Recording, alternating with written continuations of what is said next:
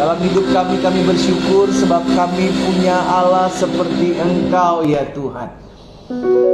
Engkau Allah yang tidak pernah meninggalkan kami. Engkau Allah yang menyertai setiap langkah kami. Sehingga akhirnya pagi hari ini kalau kami boleh ada, sebagaimana kami ada, kami mengucap syukur. Karena kasih Tuhan yang melampaui segala akal pikiran kami. Itulah yang menopang kami. Itulah yang menyertai langkah hidup kami. Sehingga hari ini ya Bapa, di awal minggu berjalan ini, kami mau datang kepada Tuhan. Kami mau berterima kasih buat setiap anugerah, buat setiap kasih setia Tuhan, buat setiap kebaikan Tuhan yang Tuhan sudah nyatakan dalam kehidupan kami. Sungguh Engkaulah Allah yang kami sembah. Biarlah hati kami selalu melekat kepadamu ya Tuhan. Hati kami selalu terarah kepadamu, sebab Engkaulah Tuhan, Engkaulah juru selamat kami. Engkaulah yang menebus hidup kami. Terima kasih buat hari yang baru, dalam minggu yang baru ini. Kami kembali datang memuji menyembah Tuhan. Kami umat-Mu dari denominasi berbagai macam gereja. Kami dari berbagai-bagai daerah di bangsa ini. Bahkan ada mereka yang bergabung dari luar-luar dari Indonesia. Tuhan, kami percaya kuasa-Mu dahsyat atas hidup kami. Kami akan mengalami perkara-perkara dahsyat tatkala kami mencari Tuhan serta kerajaan-Mu terlebih dahulu. Kami imani terjadi hal-hal yang dahsyat. Kami juga rindu mendengarkan sebagian daripada firman-Mu. Roh Kudus, urapi kami, sehingga kami mengerti akan kebenaran, dan kebenaran inilah yang memerdekakan hidup kami.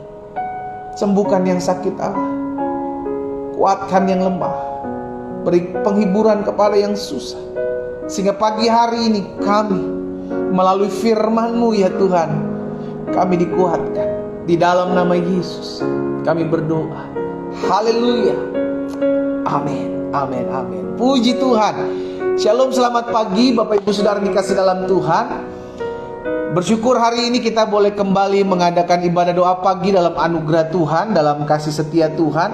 Dan saya mengucapkan selamat datang buat setiap umat Tuhan. Selamat bergabung buat setiap umat Tuhan yang baru pertama kali bergabung dalam ibadah doa pagi secara online. Iya kan? Saya rindu biarlah pertama kali saudara bergabung di komunitas ini, maka setiap kita mengalami perjumpaan dengan Tuhan. Ya Bapak Ibu, doa saya agar setiap umat Tuhan yang olehnya Tuhan percayakan saya layani setiap pagi dalam ibadah doa pagi online ini boleh mengalami perjumpaan dengan Tuhan. Hidupnya dipulihkan. Kenapa? Karena kita tahu Yesus kita tidak pernah berubah, dulu, sekarang, dan sampai selama-lamanya. Dia Allah pembuat mujizat. Dia Allah sanggup memutarbalikkan keadaan, karena Dia Allah.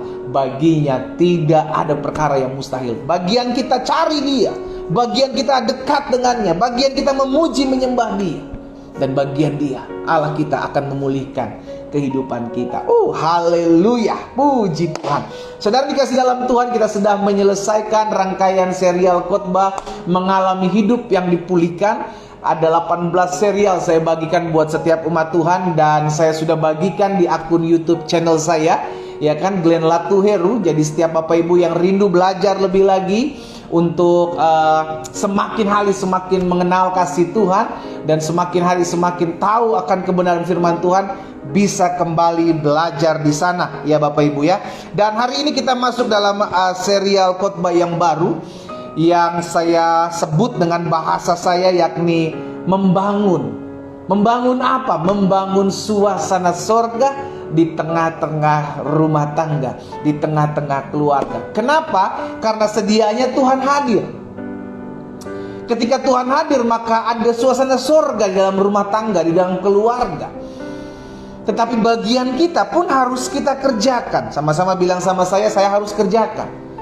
Bagian kita membawa damai, bagian kita jangan suka ribut, bagian kita kalau ada masalah yang besar dikecilkan, kalau ada masalah yang kecil ditiadakan. Karena itulah hukumnya dalam kehidupan kekristenan. Kalau ada masalah, hadapi, jangan dibesarkan, tapi cari solusi, iya kan? Sehingga kita percaya kalau Tuhan yang ada dalam kehidupan kita berperkara, maka Dia sudah menyediakan jalan keluar. Dia sudah menyediakan jalan keluar. Bagian kita adalah tenang, dan jangan egois, jangan keraskan hati kita, tapi hiduplah dalam tuntunan firman. Ya, membangun suasana sorga dalam keluarga adalah serial khotbah kita selama beberapa minggu ke depan, selama beberapa hari ke depan maksud saya, sehingga akhirnya baik rumah tangga Kristen yang baru merintis atau anak-anak muda yang baru akan melangsungkan rumah tangga, melangsungkan pernikahan, bahkan setiap kita orang-orang tua yang sudah berumah tangga, saya pikir ini penting buat kita, ya kan? Sehingga kalau ada orang-orang yang sudah menikah mungkin berkata, tapi kok kita kan sudah menikah, masa kita bahas tentang keluarga, bahas tentang rumah tangga? Ini bagus buat kita, supaya kita semakin hari semakin mengerti tentang keluarga, ya kan? Buat kita ajar juga buat anak-anak kita, buat cucu-cucu kita, dan buat saudara-saudara orang-orang muda yang belum menikah dan akan menikah. Ini penting sebagai dasar dalam membangun rumah tangga, sebagai dasar dalam membangun keluarga, karena pondasi harus kuat, iya kan? Makanya Yesus bilang di atas batu karang. Jadi hidup kita harus ada pondasi yang kuat. Rumah tangga pun demikian. Kalau pondasinya kuat, maka rumah tangga aman, iya kan? Tapi kalau pondasinya lemah, maka siap-siap rumah tangga akan mengalami kegoncangan. Nah, pernikahan atau sebuah rumah tangga itu inisiatornya adalah Allah sendiri, saudara, iya kan? Dalam lembaga pernikahan yang menginisiatifkannya adalah Tuhan sendiri. Berdasarkan Kejadian 2 ayat 18, firman Tuhan bilang begini, Tuhan Allah berfirman, tidak baik kalau manusia itu seorang diri saja. Tuhan menciptakan manusia sebagai makhluk sosial, sehingga akhirnya rumah tangga ini Adam dan Hawa, ya kan? Bukan Adam dan Steve, ya kan? Adam dan Hawa sudah dikasih dalam Tuhan, bukan Hawa dan Eve, ya kan? Jadi mesti jelas laki dan perempuan itu yang Tuhan ciptakan untuk bersatu. Ya, jadi jelas dulu. Ini yang Alkitab katakan, ini yang firman Tuhan katakan. Tuhan Allah berfirman, tidak baik kalau manusia itu seorang diri saja. Aku akan menjadikan penolong baginya yang sepadan dengan dia. Jadi Tuhan yang membawa Hawa dari tulang rusuk Adam, dibawanya kepada Adam, sehingga akhirnya saudara dikasih dalam Tuhan, mereka bukan lagi dua, melainkan satu, ya. Nah, ini akan kita pelajari selama beberapa hari ke depan. Kerinduan saya, betul rumah tangga ada pergumulan, betul keluarga ada masalah, tapi minimal bagian kita yang tahu firman, mengerjakan apa yang kita tahu tentang firman, kita lakukan. Karena urusan menjamah hati, urusan memulihkan, urusan memutarbalikkan perasaan hati, itu karya Roh Kudus. Sama-sama bilang sama saya, karya Roh Kudus. Tapi bagian kita, mungkin saat ini engkau yang sedang bergabung dalam ibadah doa pagi adalah suami. Engkau yang saat ini mungkin sedang bergabung dalam ibadah doa pagi, engkau adalah istri. Dan saat ini mungkin suami atau istrimu sedang terhilang, sedang jauh dari Tuhan. Engkau yang sudah tahu firman Tuhan, lakukan, kerjakan bagian ini, sehingga akhirnya nanti buat mereka yang terhilang, buat mereka suamimu, istrimu yang mungkin saat ini sedang jauh dari Tuhan, nanti karya Roh Kudus akan menjamah dia. Tapi bagian kita tahu kebenaran, bagian kita berdoa buat dia, bagian bagian kita lakukan apa yang menjadi firman Tuhan dalam rumah tangga kita. Amin. Yes. Nah, hari ini sudah dikasih dalam Tuhan sebagai bahasan yang pertama. Saya catat seperti ini, pernikahan adalah sebuah perjanjian. Ini dulu. Ini penting buat kita mengerti. Kenapa? Jangan sampai kita beranggapan pernikahan itu biasa. Pernikahan itu dahsyat. Rumah tangga itu luar biasa. Kenapa? Karena yang menginisiasikannya adalah Tuhan sendiri. Dia yang menciptakan lembaga rumah tangga ini, lembaga keluarga ini, lembaga pernikahan ini. Dia yang menciptakannya. Dan tahukah saudara, ketika kita berdiri di altar kudus, kita berjanji bukan kepada pendeta, kita berjanji bukan kepada suami, bukan kepada istri. Sekalipun di hadapan kita adalah suami kita yang kita pegang tangannya, aku akan setia sampai maut memisahkan kita. Sekalipun di hadapan kita yang kita pegang adalah tangan istri kita, namun tahukah saudara, kita sedang tidak berjanji dengan mereka. Kita sedang membuat perikatan perjanjian dengan Tuhan. kita sedang membuat ikatan perjanjian dengan Tuhan. Makanya pernikahan itu adalah sebuah perjanjian. Kalau kita tahu ini adalah sebuah perjanjian, kita nggak akan gampang mengumbar, cerai aja, pisah aja. Nggak akan. Kenapa? Karena kita tahu ini deal-dealan sama Tuhan. Ini adalah perjanjian saya dengan Tuhan. Bukan hanya dengan suamimu, bukan hanya dengan pendetamu, bukan hanya dengan istrimu. Ini perjanjian yang dahsyat, saudara dikasih dalam Tuhan. Ini perjanjian yang sakral di hadapan Tuhan, dan itu sah. Jadi yang pertama saya pelajari hari ini, saudara dikasih dalam Tuhan, dalam bahasan yang pertama dalam serial khotbah membangun surga di tengah-tengah keluarga rumah tangga kita. Maka yang pertama yang harus kita ingat, bahwa pernikahan adalah sebuah perjanjian. Ini dasar dari sebuah rumah tangga. Jadi kalau kita tahu, oh ada kekurangan sama istri saya, kita tahu ada kekurangan sama suami saya ingat, saya tetap buat janji sama Tuhan. Saya sudah buat mengikatkan perjanjian. Ada materai, namanya perjanjian, diikat dengan materai, saudaraku. Sehingga ketika materai itu dicabut, saudara tahu kalau zaman dulu kita masih kirim surat pakai perangko ya saudara ya. Kalau perangko itu kita cabut, amplop di mana perangko itu tertempel pasti akan rusak. Pasti akan rusak. Demikian pula ketika materai perjanjianmu dengan Allah dalam pernikahan yang kudus engkau cabut, pasti ada kerusakan. Kerusakan dalam keluarga, kerusakan dalam hubungan anak dengan orang tua, kerusakan dalam masa depan anak-anak. Banyak sekali kerusakan. Diakibatkan apa? Engkau cabut materai perjanjian pernikahanmu dengan Allahmu. Itu sangat-sangat berbahaya. Itu sangat-sangat berbahaya. Kejadian pasal 6 ayat 18.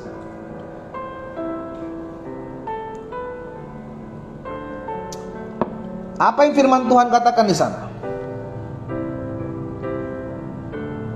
Tetapi, lihat saudara, dengan engkau Tuhan bilang, aku akan mengadakan perjanjianku. Tahukah saudara, Tuhan yang kita sembah adalah Tuhan yang mengikatkan dirinya dengan manusia, dengan kita umatnya, dengan kita anak-anaknya, dengan sebuah perjanjian. Saya pernah bahas beberapa bulan lalu kalau nggak salah, bagaimana kita bersama dengan Tuhan itu ada sebuah perjanjian. Dan Tuhan melihat kita itu berdasarkan perjanjiannya. Karena sudah terikat dengan perjanjian. Karena Allah kita adalah Allah perjanjian. Mulai dari Nuh, dia mengikatkan perjanjian. Dia mulai turun ke Abraham, sampai terus Daud sudah dikasih dalam Tuhan. Ada perjanjian bahkan kepada kita. Jadi kita hidup bukan berdasarkan hidup apa yang kita lihat, tapi kita hidup berdasarkan perjanjian saya dengan Tuhan. Karena saya tahu, apapun badai hidup yang saya hadapi, apapun badai hidup yang saya alami, saya tahu yang saya imani, yang saya percaya adalah janji Tuhan pasti tergenapi dalam hidup saya. Itulah hidup berdasarkan perjanjian. Demikian pula rumah tangga. Demikian pula rumah tangga, keluarga. Kita mengikatkan diri kita dengan sebuah perjanjian antara kita, rumah tangga kita dengan Allah, yang di hadapannya kita berjanji, aku akan setia baik suka maupun duka, baik susah maupun senang, baik sehat maupun sakit. Aku akan bersedia untuk menjagamu sampai maut. Bukan sampai will memisahkan kita, bukan sampai pil memisahkan kita, bukan sampai perzinahan memisahkan kita, tapi sampai maut. Bukankah itu yang sudah kita janji di hadapan Tuhan? Halo? Tapi kenapa tiba-tiba dalam perjalanan perzinahan bisa menceraikan akhirnya? Dia kan berzina, udah bercerai aja. Dia punya pil, dia punya will, udah bercerai aja. Engkau sudah berjanji yang salah di hadapan Tuhan. Engkau berjanji pada saat itu adalah maut yang hanya bisa memisahkan.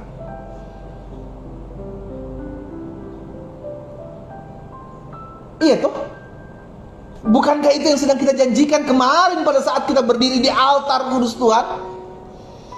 Di hadapan hambanya, di hadapan istri kita atau suami kita, hanya maut yang memisahkan. Lalu kenapa sekarang karena perzinahan, karena perselingkuhan kau bilang bisa menceraikan? Kalau gitu ubah aja janjinya pada saat engkau menikah. Buat perjanjian yang baru pada saat kemarin engkau menikah. Bahwa bukan hanya maut yang bisa memisahkan, pil dan will juga bisa memisahkan, perzinahan bisa memisahkan. Tapi pada kenyataannya tidak itu yang kita bicarakan di hadapan Tuhan perjanjian kita. Hanya maut. Hanya maut. Jadi kalau maut belum memisahkan, maka engkau tidak boleh terpisah. Selama masih pada hidup, baik suami maupun istri pun engkau gak boleh terpisah. Karena engkau sedang berjanji di hadapan Tuhan, bos. Ketika materai itu dicabut, rusaklah amplop. Ketika materai itu dicabut, maka ada kehancuran, ada kerusakan dalam hidupmu. Karena itu sebuah perjanjian. Tetapi dengan engkau, aku akan mengadakan perjanjianku. Dan engkau akan masuk ke dalam bahtera itu. Engkau bersama-sama dengan anak-anakmu dan istrimu dan istri anak-anakmu. Tuhan mengadakan perjanjian bukan hanya buat suami dan istri, tapi kepada keturunan-keturunan ketiga, keturunan-keturunan keempat. Itu sebabnya penting sekali kita jaga rumah tangga kita. Betul, tidak ada rumah tangga yang mulus berjalannya, saudaraku. Tidak ada. Tapi semua pasti ada goncangan, semua pasti ada masalah, baik dari suami, dari istri. Tapi bagaimana kita menyikapi masalah itu? Kan kita yang memutuskan untuk memilih suami kita, kan kita memutuskan untuk memilih istri kita. Tentu kita tahu, dan itu sudah satu paket. Engkau tidak hanya meminta dan menerima dia sebagai orang-orang yang baik saja, ada buruknya dia yang juga engkau harus terima, ada kekurangan dia yang juga harus engkau terima. 2 Samuel pasal 23 ayat 5. 2 Samuel 23 ayat 5. Bukankah seperti itu keluargaku di hadapan Allah, Daud bilang. Keluargaku di hadapan Allah, sebab ia menegakkan bagiku suatu perjanjian kekal. Daud mengerti, dalam keluarganya ada sebuah perjanjian. Perjanjiannya bukan perjanjian sementara, perjanjiannya perjanjian kekal. Teratur dalam segala-galanya dan terjamin. Sebab segala keselamatanku dan segala kesukaanku, bukankah dia yang menumbuhkannya? Lihat, saudaraku, kalau kita hidup rukun, suami dan istri, bukan berarti gak ada masalah, saudara. Tapi hidup rukun bukan gak berarti gak cocok, bukan berarti bisa sama. Tapi hidup rukun, saling mengalah, saling menopang. Maka Alkitab katakan ada berkat-berkat Tuhan dicurahkan ke sana. Kalau kau mau melihat hidupmu dalam berkat dan anugerah Tuhan, belajar rukun.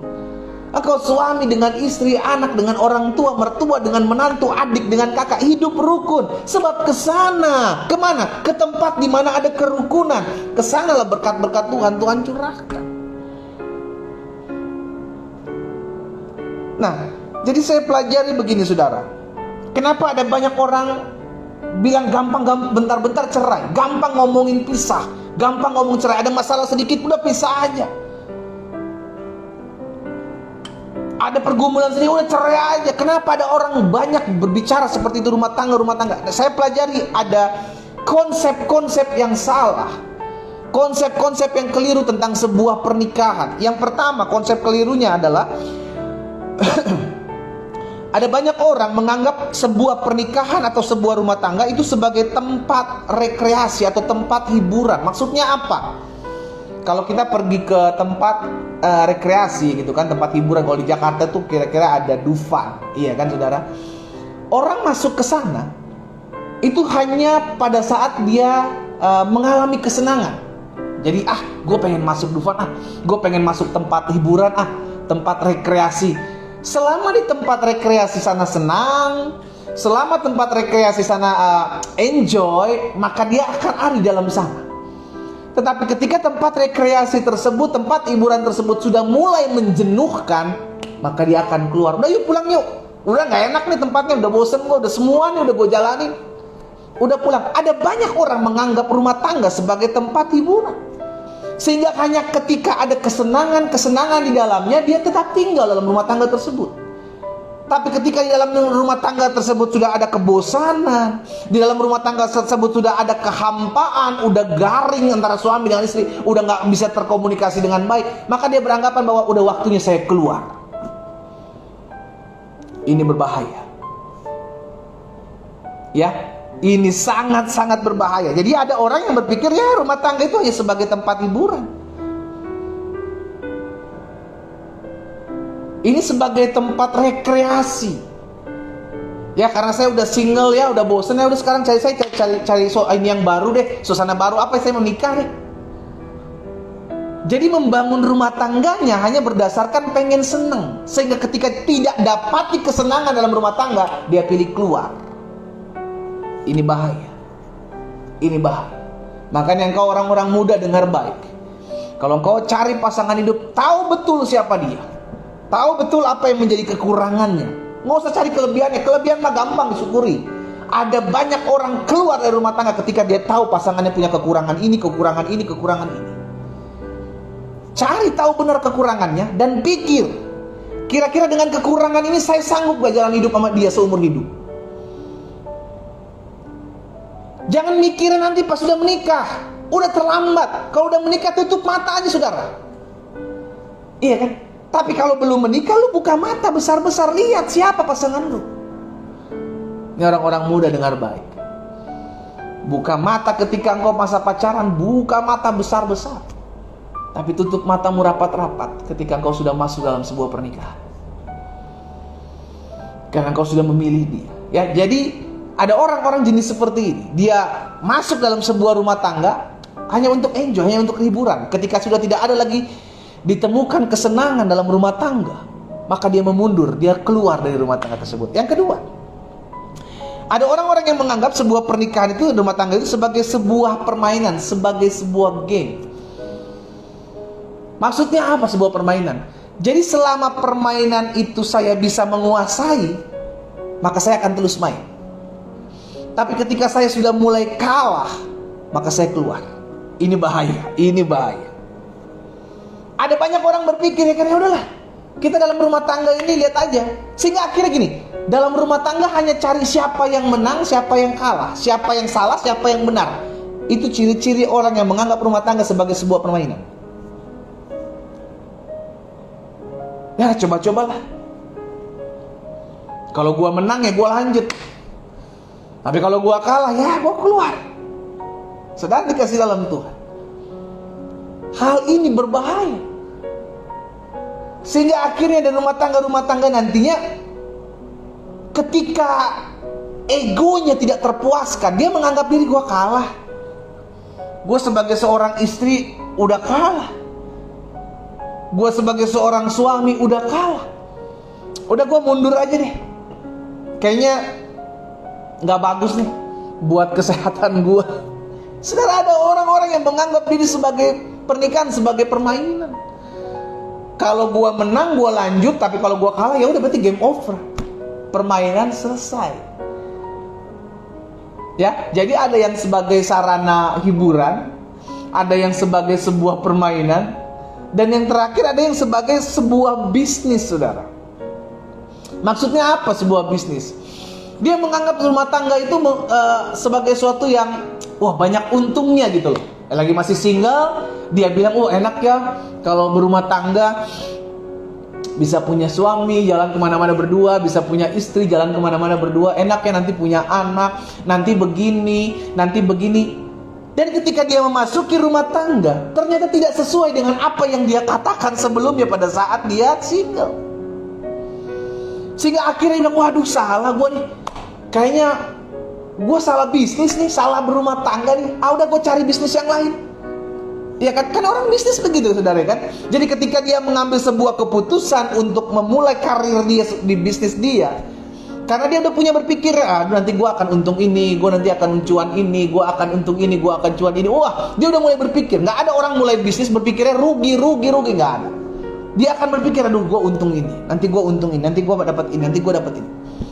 Dan ketika dia mulai bisnis dan ternyata bisnisnya gagal, dia akan mundur. Kenapa? Aduh, salah gue nih. Gue salah langkah nih, kayaknya gue gak cocok nih bisnis karpet. Gue ambil bisnis yang lain, bisnis mobil aja deh. Gue gak cocok nih bisnis mobil, gue ambil aja bisnis pesawat terbang deh. Misalkan begitu, saudara. Jadi ada orang-orang yang menganggap sebuah pernikahan itu sebagai ya sekedar bisnis. Sehingga akhirnya yang terjadi apa? Ketika dia melihat rumah tangganya kok penuh kekurangan, dia mulai membandingkan dengan rumah tangga temannya, rumah tangga tetangganya. Aduh, kayaknya enak ya orang ini ya, kayaknya penuh dengan kesenangan, happy terus ya. Dia mulai berkata, aduh kayaknya gue salah nih pilih pasangan ini. Hati-hati. Hati-hati, saudara. Nah, berdasarkan hal-hal ini, saudara yang dikasih dalam Tuhan, kita mesti ngerti. Jangan sampai kita jadikan rumah tangga kita sebagai sebuah bisnis dalam tanda kutip ya, yang beranggapan bahwa di dalam rumah tangga saya akan menemukan keuntungan ini, keuntungan ini, keuntungan itu, keuntungan itu, sehingga engkau masuk dalam rumah tangga, engkau tidak temui keuntungan-keuntungan itu, engkau keluar dari rumah tanggamu. Demikian pula ada yang menjadikannya sebagai sebuah arena permainan, di mana selama saya happy dalam sini ya saya jalanin, karena saya happy, ini arena hiburan. Tapi selama saya mengalami kebosanan, kejenuhan dalam arena hiburan dalam rumah tangga ini, maka saya akan keluar. Kenapa? Buat apa lagi dipertahankan pendeta? Sudah menjenuhkan. Lihat. Ada lagi yang beranggapan sebagai sebuah game, sebuah permainan. Selama saya menang dalam game ini, saya akan lanjut. Tapi ketika saya kalah, game is over. Permainan selesai, saya keluar. Dia beranggapan bahwa pernikahan sebagai sebuah permainan, ada menang kalah di dalamnya. Selama saya sebagai seorang istri masih dihargai pendeta, selama saya sebagai seorang suami masih dihargai pendeta, saya akan pertahankan. Tapi kalau saya sebagai suami nggak dihargai lagi, saya sebagai seorang istri sudah diinjak-injak harga diri saya, berarti permainan sudah selesai. Ini bahaya.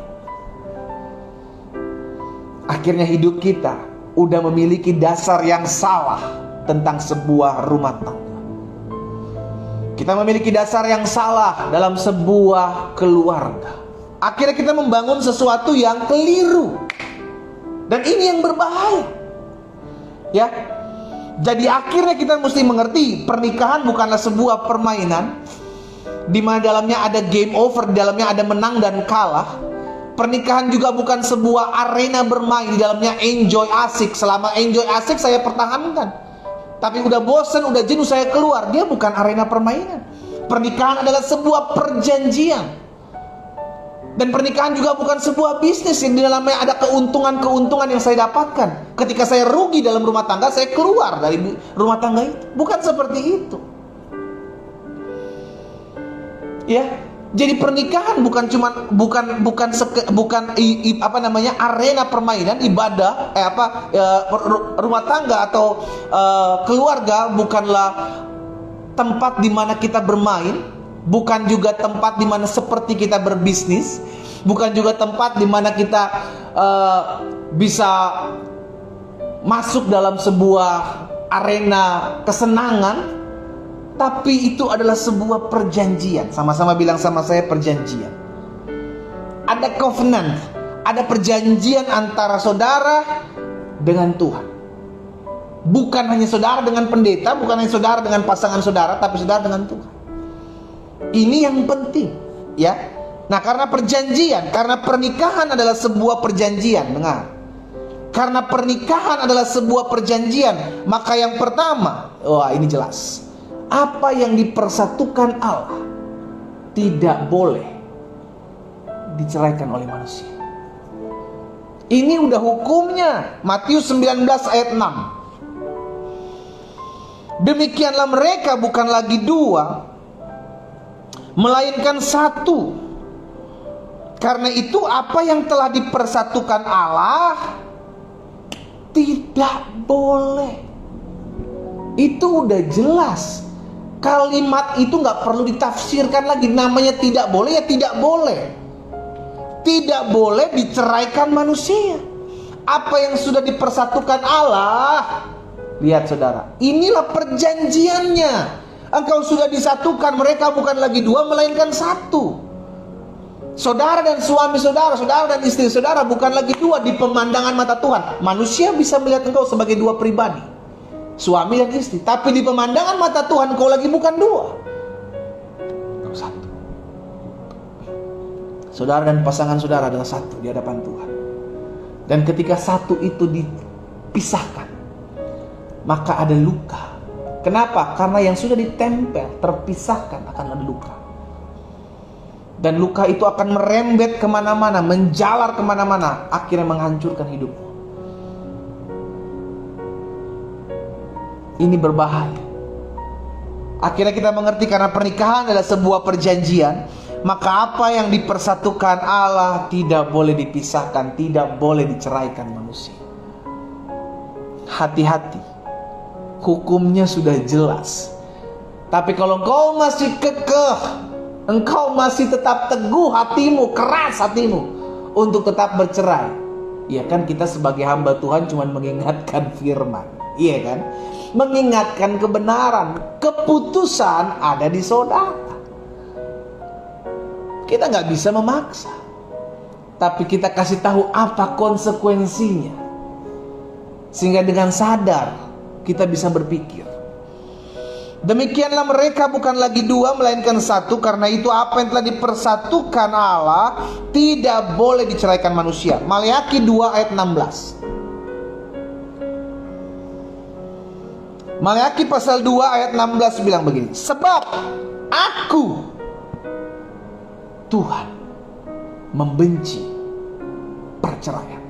Kenapa? Karena Dia yang sudah menyatukan. Dia yang sudah mengikatkan perjanjiannya dengan diri, dengan kita manusia. Makanya Tuhan bilang, aku membenci perceraian, firman Tuhan Allah Israel.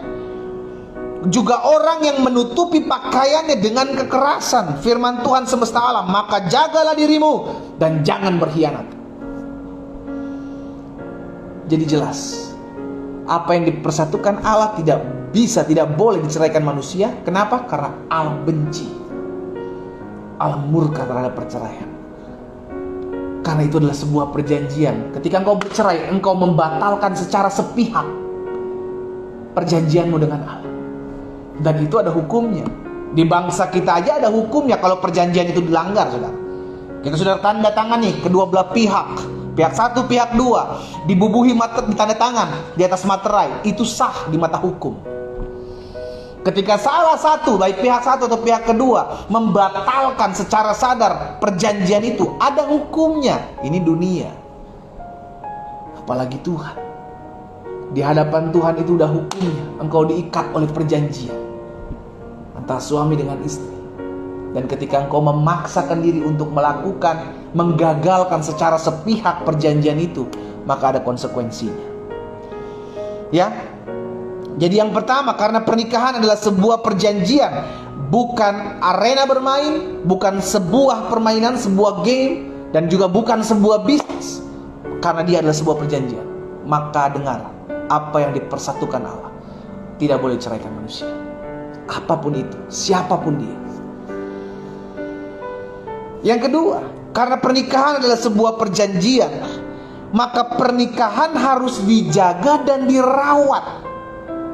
Saudara punya tanaman nih, ibu-ibu nih, yang punya tanaman di rumah, pasti engkau jaga, pasti engkau rawat, iya kan? Engkau jaga daripada segala binatang-binatang yang akan merusak tanamanmu. Engkau rawat untuk menyirami dia agar bertumbuh dan bagus.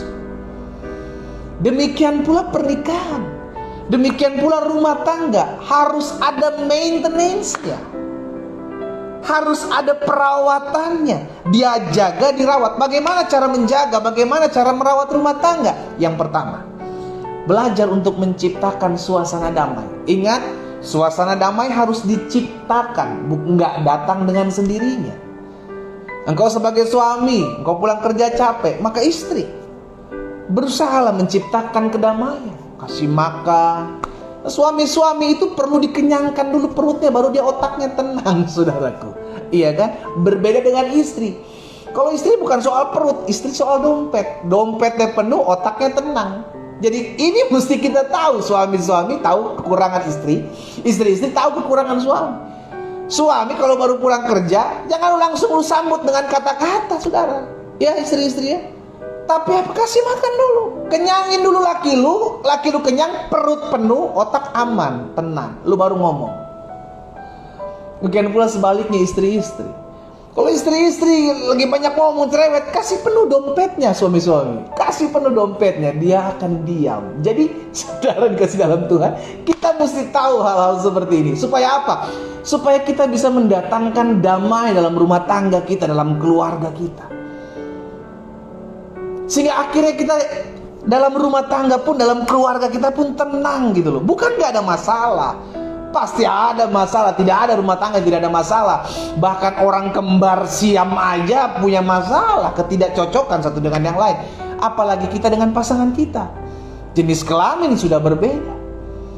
Laki dan perempuan jelas berbeda, memiliki cara-cara yang berbeda, memiliki keunikan berbeda-beda.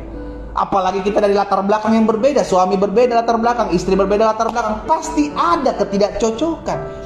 Pasti ada masalah, namun berusaha untuk ciptakan damai. Ya, jadi bagaimana cara merawat, bagaimana cara menjaga rumah tangga kita? Yang pertama, ciptakan damai. Engkau harus hadirkan itu. Nggak bisa datang dengan sendirinya. Belajar untuk ciptakan damai. Yang kedua, pernikahan harus dijaga dan dirawat dengan membangun sebuah kepercayaan. Suami harus belajar percaya sama istri, istri pun harus belajar sama suami percaya. Jangan bentar-bentar, Pak, lihat handphone. Bentar-bentar, Mah, lihat handphone. Selidiki siapa aja yang WhatsApp dari bawah sampai atas dilihat. Belajar membangun kepercayaan.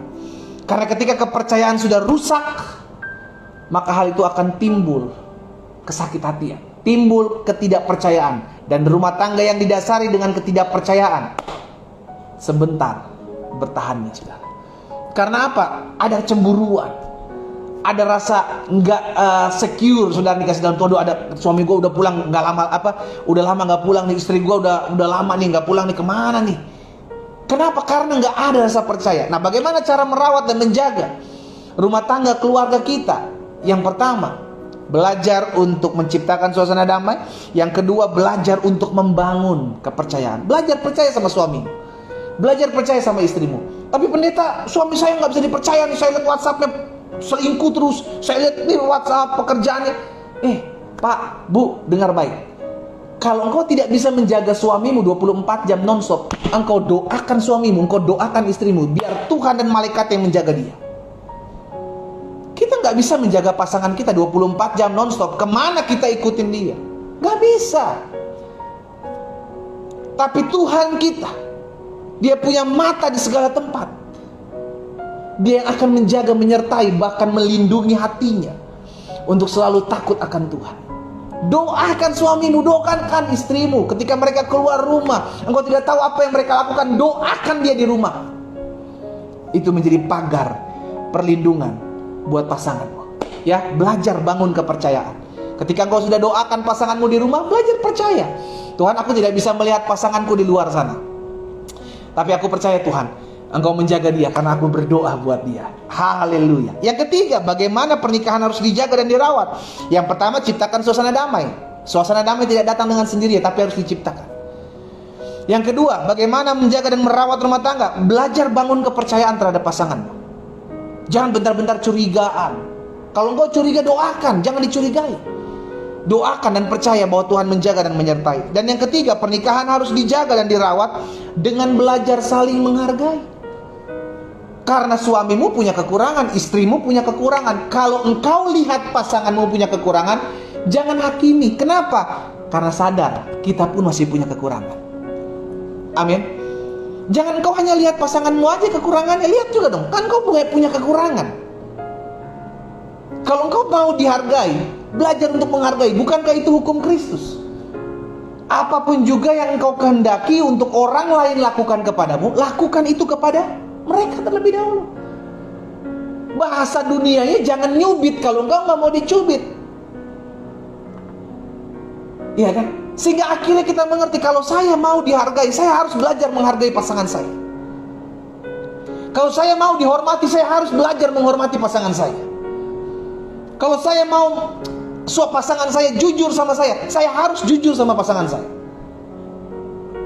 Amin. Nah, itulah yang mesti kita mengerti, bagaimana pernikahan itu harus dijaga.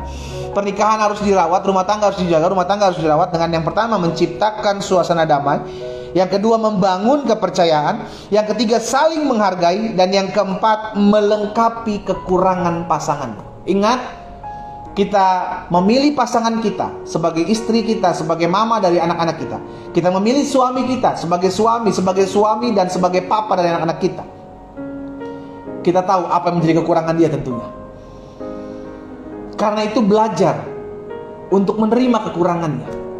Bukan hanya kelebihannya saja yang kau terima, tapi belajar untuk menerima apa yang menjadi kekurangan dia. Kenapa? Karena kau beli satu paket, bos. Engkau tidak bisa hanya pilih paket A, paket lebihnya aja ya. Saya pilih paket lebihnya aja, nggak bisa. Kita tetap harus mengikuti juga apa yang menjadi kekurangannya. Karena itu satu orang, kelebihan dia adalah kekurangan dia juga. Sehingga akhirnya kita menerima kelebihan dia, kita pun harus menerima kekurangan dia. Ya, jadi cara merawat, cara menjaga rumah tangga keluarga kita adalah belajar melengkapi kekurangan. Saudara tahu apa kekurangan pasangan saudara? Lengkapi itu. Sehingga akhirnya rumah tangga ini menjadi rumah tangga yang saling mengikat, yang saling melengkapi, yang saling menguatkan. Karena dalam rumah tangga Tuhan hadir di sana.